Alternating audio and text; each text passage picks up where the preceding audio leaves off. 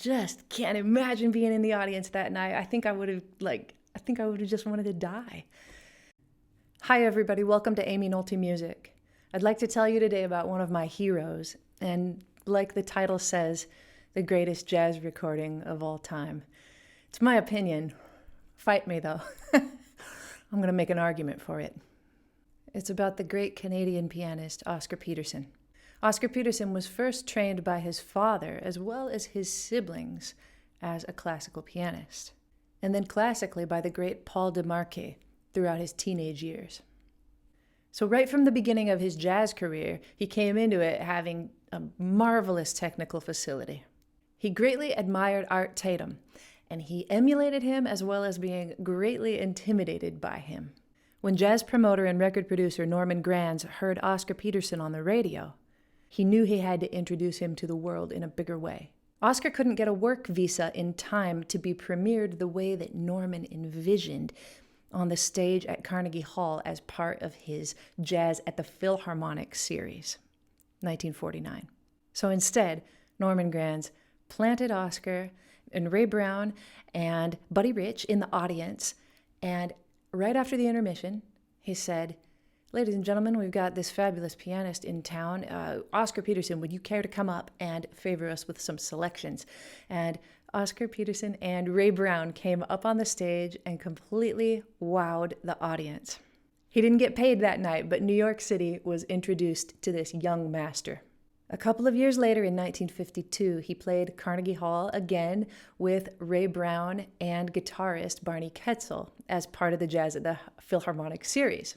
They played many tunes that night, but the one that stuck with the audience, and the one that sticks with me that I'm going to talk about today, is Oscar Peterson's arrangement of the Walter Gross tune, Tenderly. The treatment that the trio gave to Tenderly that night excited the audience so much that audiences everywhere started demanding that they play it, and it became known as their theme song. Oscar Peterson recorded Tenderly many times throughout his career, but the most epic by far was that night at Carnegie Hall, at least for me. You can always tell it when you're listening to recordings, because after that epic first 4 notes that Oscar plays, there's just a thunderous eruption from the audience as they recognize Tenderly. In the intro part, Oscar Peterson really shows off his classical chops.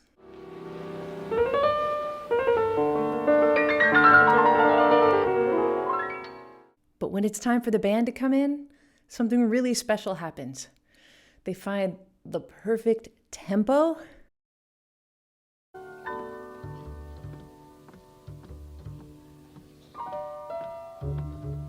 And the second thing that happens is that after those first 4 notes are reiterated in time now, all bouncy and everything, there's a space. And in that space, the magic happens.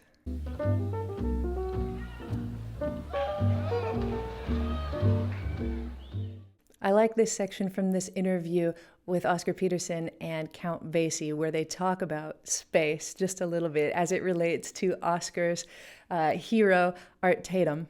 He was very much in love with this instrument. We all know that. Yeah, I don't think he could stand any spaces. No. He couldn't stand no space. Now, he filled up all the boxes. That's right, yeah. Oscar was not afraid of space, and he used it to his advantage.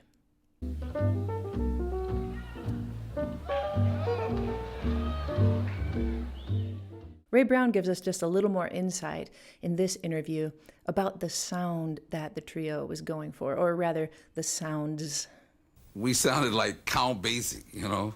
I mean, he would want it to sound like a full orchestra. And then at times it sounded like a small group.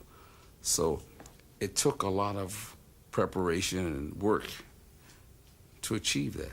Peterson took this classic trio sound from another one of his heroes, Nat King Cole, who was famous for just having a bass player and a guitar player. Oscar Peterson was in love with that sound, and he capitalized on the strengths of that kind of a trio. And you can hear it, I think, by the space that he leaves. Oscar Brown just laying down the quarter note. and Barney Kessel playing in the Freddie Green style on the quarter notes as well. Very simple chord voicings. It's all you need. It's all I need ever.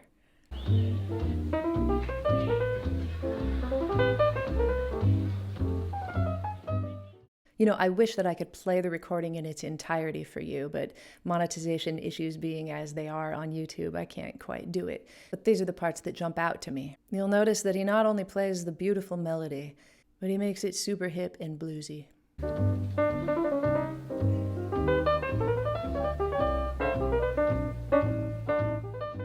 Sometimes in the spaces that he leaves, you can actually hear the audience just digging the space. I love it.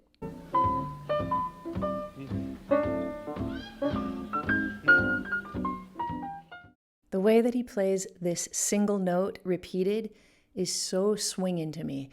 Oh, it's just a masterclass on how to play a swinging rhythm. Let's listen again.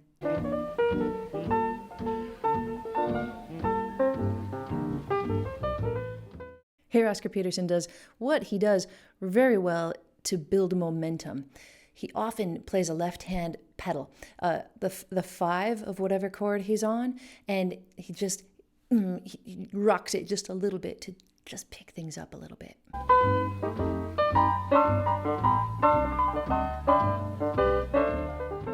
But then he's right back to the groove.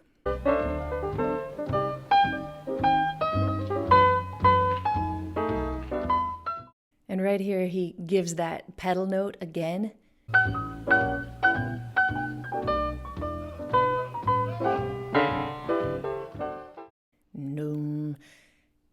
As the first chorus is ending and he's coming around again, and you just know that the audience is right there with him because they're making a lot of noise.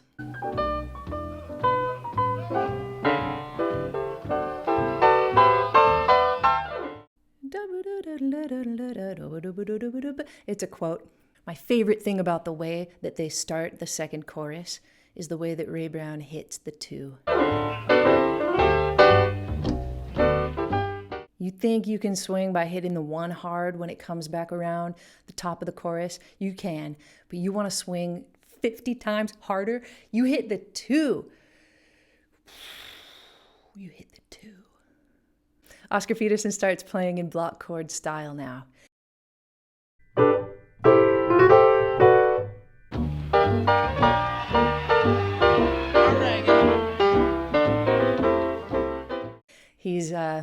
He's really cooking, and he's also placing accents in places that just show his command of the jazz language, I think.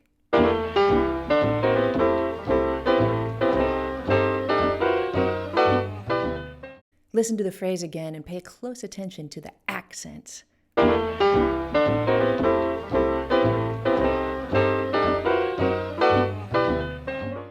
You have to accent the upbeat very tastefully to have it swing the way that Oscar does. He accents upbeats and downbeats, and he knows exactly how to do it. Here he's back to the melody with some dramatic fall-offs.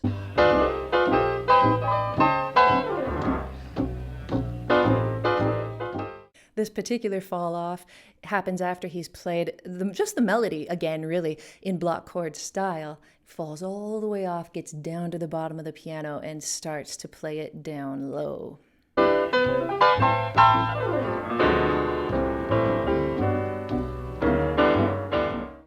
In subsequent recordings, you'll hear that this whole thing probably was not improvised. It was probably highly worked out by Oscar Peterson.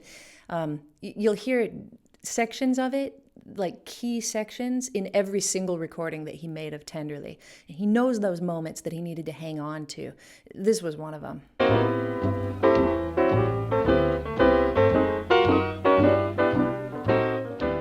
This next section is just so nicely in time. I often think that when things start to get picking up and I know that they're going somewhere, that it's really hard not to rush. He's a perfect example of this here. He's absolutely calm.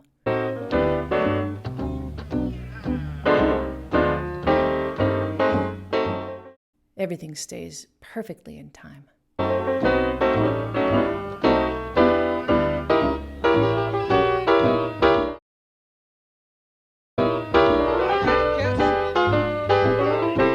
Let me show you for a second what this block style looks like when he does these little lifts with his left hand, these little runs that set up the note right before it happens.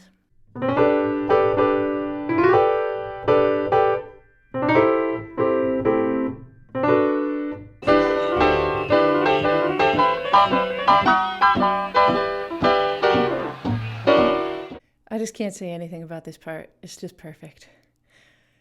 I can say stuff about it, but I mean, he's at the end of another chorus, and oh my gosh, I think you hear his foot start tapping, and you can just feel the energy in the audience. I'm so glad that they didn't do it like this in the studio and that it was in front of people that could react, because man, they reacted.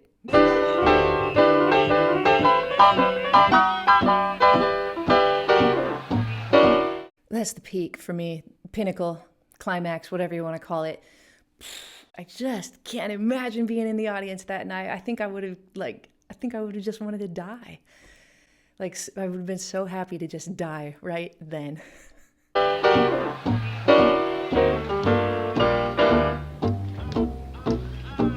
Then he leaves a ginormous amount of space before he does what I call the wind up. Like, if you think about a pitcher, going into their motion or whatever, you think about a batter, like, cocking back, the golf swing, whatever you think about, spotting up as a shooter.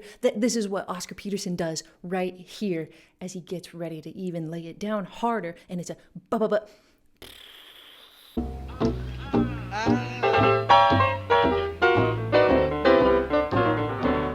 Then it just gets dark and messy.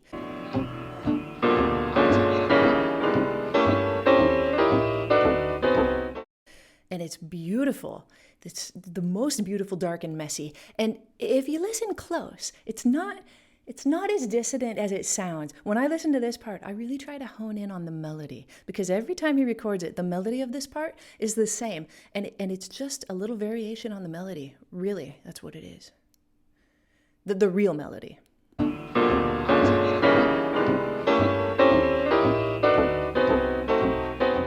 every single iteration of it is on the offbeat, so steady. You can also hear Oscar's voice in here. You often can when he plays. Love it.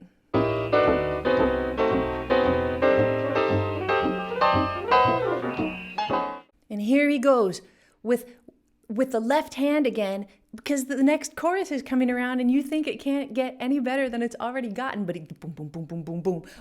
Here it comes.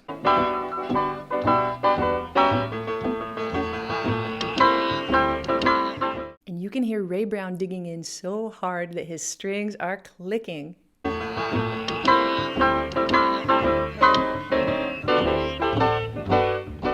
The power of the quarter note. I'll say it all my life. The quarter note is king when it comes to swing. The band's been doing it up till now, but Oscar gives you quarter notes here.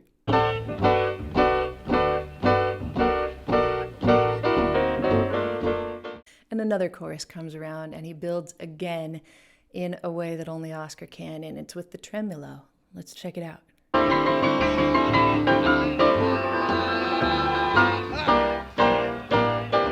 We're going to get one more wind up in there.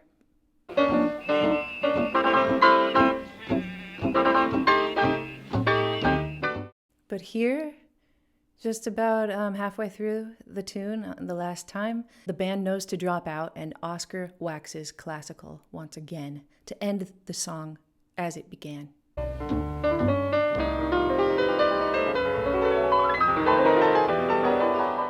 Flourish after flourish, the band comes in delicately to end it. Look out, Rachmaninoff.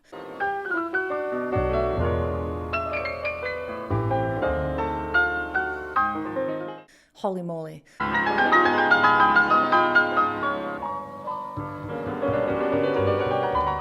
Oscar Peterson and his trio, I think they just laid down the law right there for everybody ever who's trying to make an audience change. Right? They were not, I guarantee you, nobody in that audience was ever the same. And I hope that you aren't either if you weren't already hip to this recording.